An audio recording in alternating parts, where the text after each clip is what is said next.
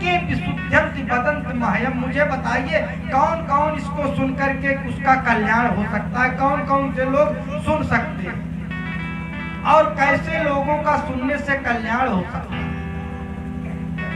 तब कुमारों ने कहा, नारद ये मानवाः पाप कृतस्तु सर्वदा सदा दुराचार रता विमार्गगा क्रोधाग्नि दग्धाः कुटिलश्च कामिनः सप्ताह यज्ञेन कलौ पुनन्ति ते। ये मानवः पाप कृतस्तु सर्वदा, वो मनुष्य जो सदा सर्वदा केवल पाप ही करता रहा और क्रोधी हो, कुटिल हो, कामी हो, ऐसे भी व्यक्ति इस सप्ताह के यज्ञ के श्रवण मात्र से उनका कल्याण हुआ है। इसके लिए हे नारद जी, मैं आपको एक इतिहास सुनाता हूं। तुंगभद्रा तट, नदी के तट पर एक सुंदर नगर था और उसमें आत्मदेव नाम के एक ब्राह्मण रहते थे। और ब्राह्मण कैसे थे? द्वितीय भास्कर, दूसरे सूर्य के समान उनका ज्ञान। जैसे सूर्य का निकलना होता है, अंधकार समाप्त हो जाता है, वैसे ही ये जहाँ पर ये आत्मदेव पहुँचते थे वहाँ का अंधकार दूर हो जाता है। इस प्रकार से वह आत्मदेव नाम के ब्राह्मण थे। और दूसरे इस पृथ्वी के सूर्य थे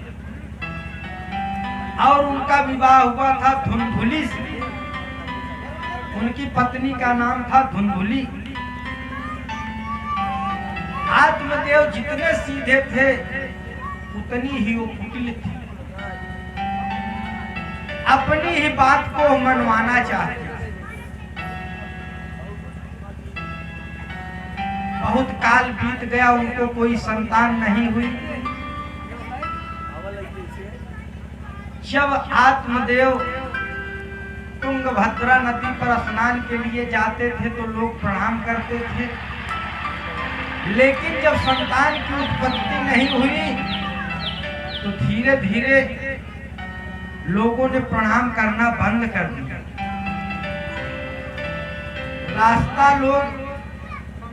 रास्ते से हट जाते थे आत्मदेव के। उनको बड़ी ग्लानि हुई कि हाय दुनिया वालों, मुझे संतान नहीं हुई तो लोग मुझसे प्रणाम बंद कर दिए। बड़ी ग्लानि हुई आत्मदेव। उन्होंने विचार किया कि अब संसार में जीना ही वृथा है, इस संसार को छोड़ देना ही परम उत्तम है। शरीर को त्यागने के लिए, प्राण को त्यागने के लिए आत्मदेव जी जंगल में जा पहुंचे। एकदा सदुजो दुःखाद गृहं त्यक्त्वा वनं गताः, जंगल को चले गए और उस जंगल में जाकर के एक वट वृक्ष के नीचे रुदन करने लगे। जब रो रहे थे तो उसी समय एक महात्मा जा रहे थे। महात्मा जी ने देखा कि एक ब्राह्मण जंगल में आकर के रुदन कर रहा है, शरीर पर यज्ञोपवीत है और ब्राह्मण देवता रुदन कर रहे हैं, लगता है ये भगवान को पाने के लिए रो रहे हैं।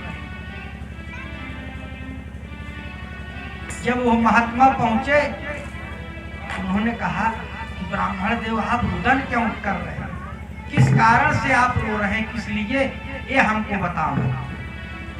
कथम रोदिस विप्रतम काते चिंता बलियसी वद तुम सत्वरम मह्यम स्वस्य दुःखस्य कारणम।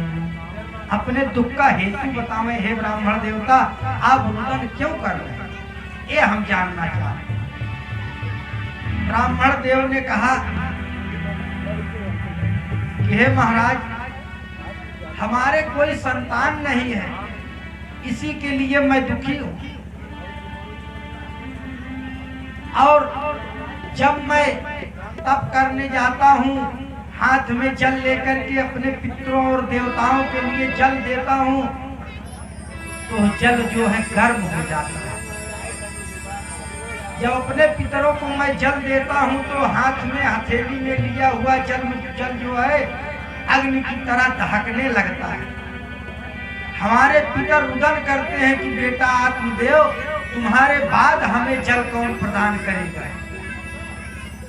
तुम तो जब तक हो आत्मदेव मुझे जल प्राप्त हो रहा है, जिस दिन तुम इस धरा को छोड़ दोगे तो जल देने वाला कौन होगा? और महाराज, जो गौ मैं लाता हूँ वो भी कुछ ही दिन दूध देती है, उसके बाद वो भी बांझ हो जाती है। जो फल घर में रखता हूँ वो सड़ जाते हैं, अन्न में कीड़े पड़ जाते हैं। महाराज, मुझे पुत्र का बड़ा शौक है। महात्मा ने विचार किया, माथा पकड़ा कि हाय हाय दुनिया वालों, हमने सोचा कि ये तो भगवान के लिए रुदन कर रहा है, लेकिन ये तो संतान के लिए रो रहा है, पुत्र के लिए रो रहा है। बहुत समझाया, लेकिन ब्राह्मण देवता समझ नहीं रहे हैं। उन्होंने कहा कि ये पुत्र दुख ही देते हैं, सुख नहीं देते, केवल भगवान का आप भजन करिए। उन्होंने कहा कि ना महाराज, मुझे पुत्र हो जाए तभी हमको सुख मिलेगा। ध्यान लगाया महात्मा ने, देख रहे हैं कि इसको तो 7 जन्मों तक कोई संतान नहीं। 7 जन्मावधितो पुत्रो नैव च। हे ब्राह्मण, तुम्हारे तो 7 जन्मों तक कोई पुत्र नहीं है। ब्राह्मण और दहाड़ मार करके रुदन करने लगे कि हाय हाय, अभी तो मुझे 1 जन्म का दुख था, आपने तो मेरे दुख को 7 गुना कर दिया। महाराज, 7 जन्मों तक मुझे पुत्र नहीं, अब मैं यही प्राण का त्याग कर दूंगा आपके सामने, और ब्रह्म हत्या भी तुम्हें लगेगी। महाराज, आप चाहे तो मुझे संतान की उत्पत्ति हो सकती। महात्मा ने कहा कि अरे हमने तो बड़ा ये क्या कर दिया, अब ब्रह्म हत्या भी मुझे लगने वाली। उन्होंने अपनी झोली में हाथ डाला और उस झोली से एक फल निकाल करके दिया और कहा कि जाओ, तुम्हारी पत्नी से खा लेगी, एक सर्वांग सुंदर पुत्र की प्राप्ति होगी, धर्मात्मा पुत्र।